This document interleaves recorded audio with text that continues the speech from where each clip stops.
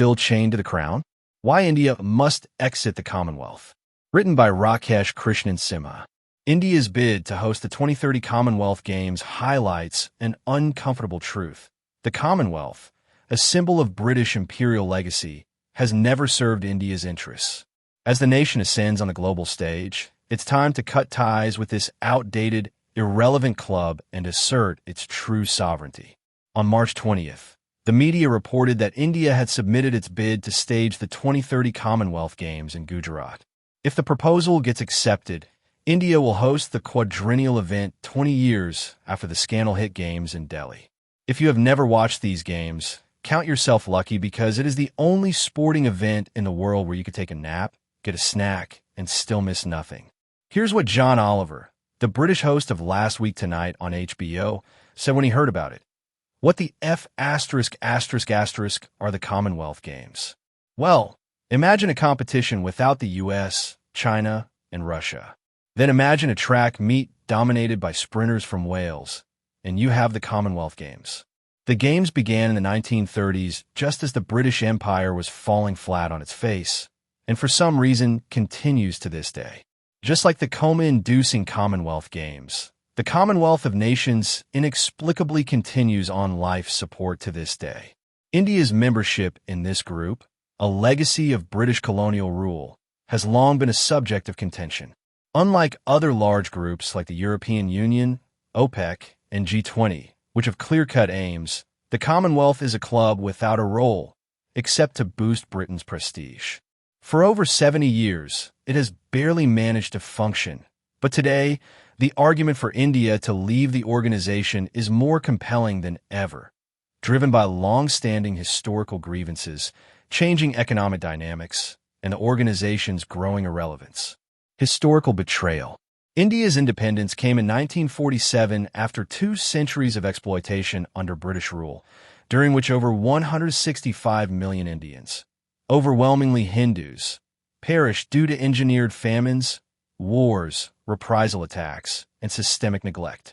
Leaders like Jawaharlal Nehru, India's first prime minister, initially recognized the British Commonwealth for what it was, a symbol of imperial dominance and racism.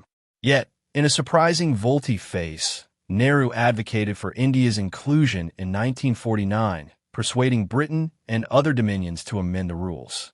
The word British was dropped from the organization's name, and it was rebranded as simply the Commonwealth.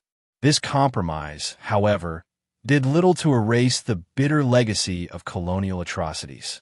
Nehru's decision faced fierce opposition at home. Former President and Congress Party leader Shankar Dayal Sharma writes that for continuing to be a member of the Commonwealth, Nehru faced intense criticism from the leaders of all parties in India. And in 1949, opposition leader Jayaprakash Narayan criticized the membership as suggesting a lack of self-confidence and an implicit commitment to one of the power blocs. In 1952, Shyama Prasad Mukherjee, the co-founder of the Jan San, said, "On every critical occasion, the Commonwealth countries have failed to stand by India where India's stand has been right and just." Again, in 1956, all the opposition parties agreed to denounce the Commonwealth in Parliament and ask Nehru to quit it. Acharya J.B. Kripalani said, "Ever since our independence, England has always sided against us." Communist leader A.K. Gopalan said, "India's membership of the Commonwealth gives Britain the prestige which enables it to deceive world public opinion." Bhupesh Gupta, also from the Communist Party of India, said, "Why should our friends ask us to continue in this association, which has injured our prestige, which has injured our economy, which offends our conscience and our prestige in the world?" Nehru's motivations, however, were less about national interest and more about personal convenience. Biographers like Michael Edwards and Jeffrey Tyson suggest that Nehru saw the Commonwealth as a world stage for his international grandstanding. His close relationship with Louis Mountbatten, the last viceroy of India, and his scandalous affair with Mountbatten's wife Edwina may have further swayed his judgment. Mountbatten had expressed a desire to keep India within the Commonwealth fold. For Nehru, the organization was a convenient package deal, instant allies and a warm, fuzzy sense of security, luxuries he prioritized over the fierce independence championed by leaders like Ho Chi Minh of Vietnam. Britain's motives. Apart from other factors, India's decision to retain Commonwealth membership was to neutralize the excessive British partiality for Pakistan. According to American political scientist Keith B. Collard, India could not overlook the fact that British policy on many an occasion had been modified to conciliate the opinion of Indian Muslims, and many British officials and many army officers showed a personal preference for the Muslim Indian rather than the Hindu. Again, the decision to stay was because of Nehru's inherent weakness as a leader. It never occurred to him and his cabinet cronies that the Commonwealth was such a hollow organization and that no amount of collusion between Britain and Pakistan could make an iota of difference on the ground. However, Nehru never went to his own army commander for advice, and on the contrary, his decisions, which almost always hurt India's strategic interests, were influenced by the advice provided by Mountbatten or Edwina. Also, let's not forget that the British didn't colonize India to leave. Their long-term, though unstated, goal was the same as Germany's Lebensraum, living space for white people. During the early colonial years, the British realized that it was the Hindus rather than the Muslims who were offering them the most resistance. The extermination of the majority Hindus was thus necessary. While this plan was thwarted by the resistance of the mostly Hindu kingdoms, the constant and bitterly contested wars created considerable anger against Hindus among the British. Says author Mihir Bose, for more than 200 years, hatred of Hindus was the default position of many influential people in Britain. By the 1940s, when India's independence became inevitable, Hinduphobia among the British had peaked. During World War II, British Prime Minister Winston Churchill said the Hindus were a foul race, and he wished Arthur Harris, the head of RAF Bomber Command, could send some of his surplus bombers to destroy them. Among the most Hinduphobic members of the British ruling class was Field Marshal Claude Auchinleck, the last commander-in-chief of the British Indian Army. Notorious for his pro-Muslim and pro-Pakistan views, he prophesied a general decentralization and breakup of India. According to him, the British tried to consolidate it but achieved nothing permanent. No one can make a nation out of a continent of many nations. Since the British Army was undergoing mass demobilization after the end of World War II, officers like Auchinleck were counting on India staying in the Commonwealth so they could keep their jobs. He noted in September 1947, "I have no idea whether India will stay in the Commonwealth. I and all my senior commanders and staff officers are most anxious at the way in which the politicians and some of the senior Indian officers are trying to force the pace of nationalization of the army." Britain needed India for power and prestige. The British ruling class had long recognized the importance of keeping good relations with India in the post-war world. Economically, Britain, and by extension, the Commonwealth, had become heavily reliant on the Indian Empire's commercial, industrial, and financial strength, especially during World War II. India's sterling balances in London were crucial to Britain's economic stability, and by 1946, Britain owed India over £1,300 million, more than 17 times India's GDP. This massive debt put immense pressure on the financially strained British government, not only to grant India independence, but also to maintain Indian goodwill to secure favorable terms on the debt. Indeed, without India, Britain would be like a ruler without a kingdom. George Curzon, the Viceroy of India, had correctly predicted in 1901, "As long as we rule India, we are the greatest power in the world. If we lose it, we shall drop straightaway to a third-rate power."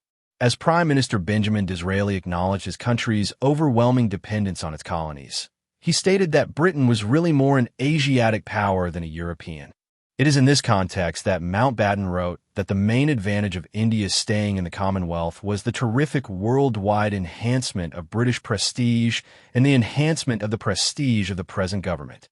Labour Party leader Stafford Cripps admitted that having India within the Commonwealth was of very great importance to our future position in the world, both economically and politically.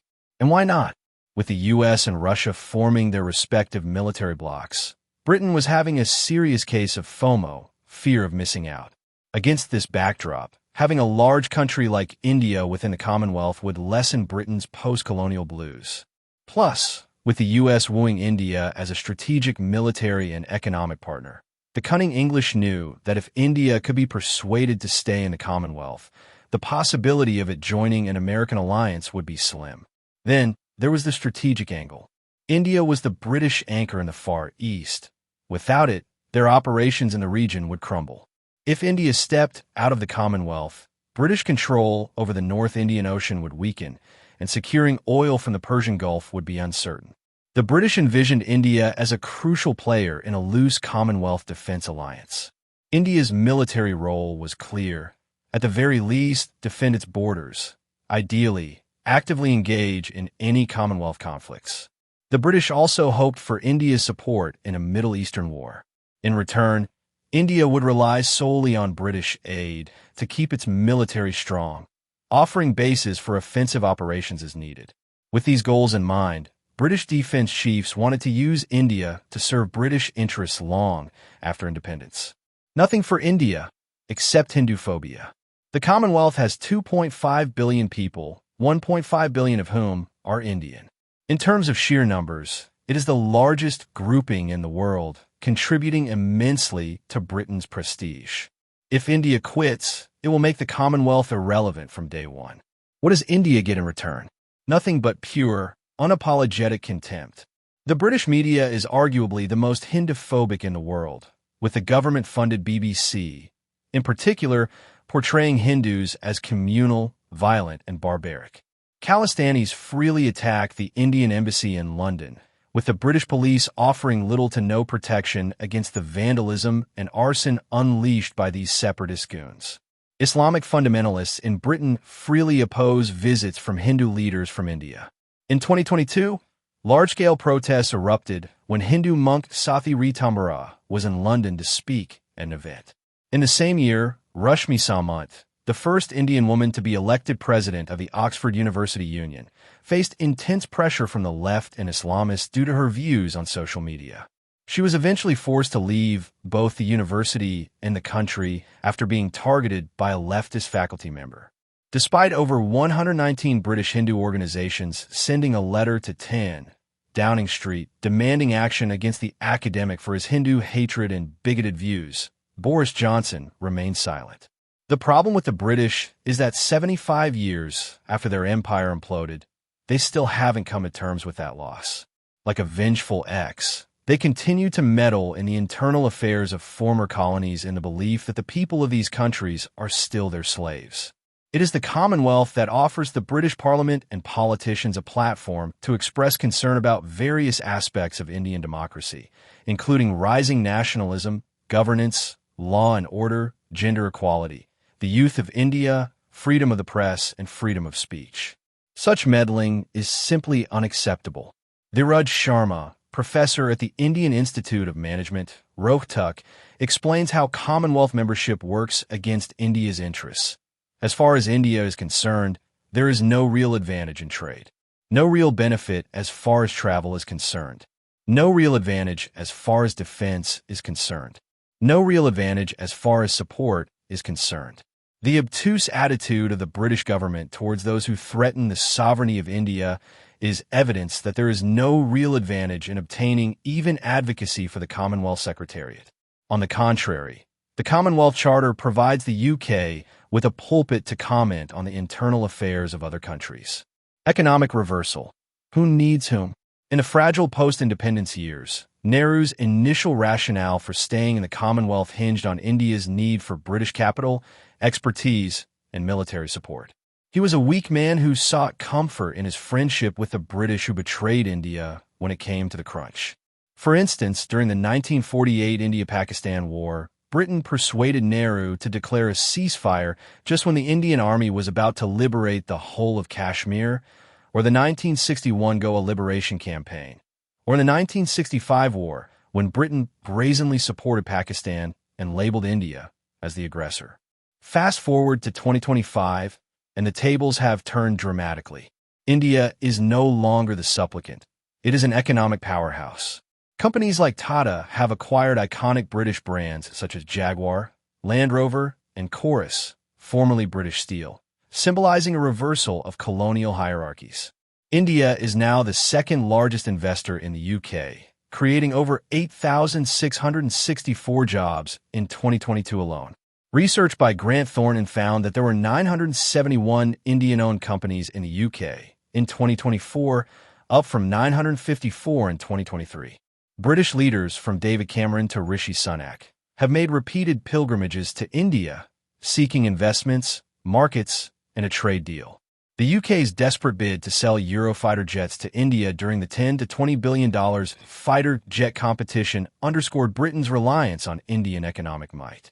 Cheating to top the medals tally. Britain is not content with keeping India in the Commonwealth. It wants to humiliate Indians too. In 2022, Britain controversially dropped shooting from the Birmingham Commonwealth Games, which sparked strong reactions from Indian athletes and officials. Shooter Hina Sidhu accused the organizers of removing the sport to benefit Britain's position in the medals tally, mainly targeting events where India had historically excelled.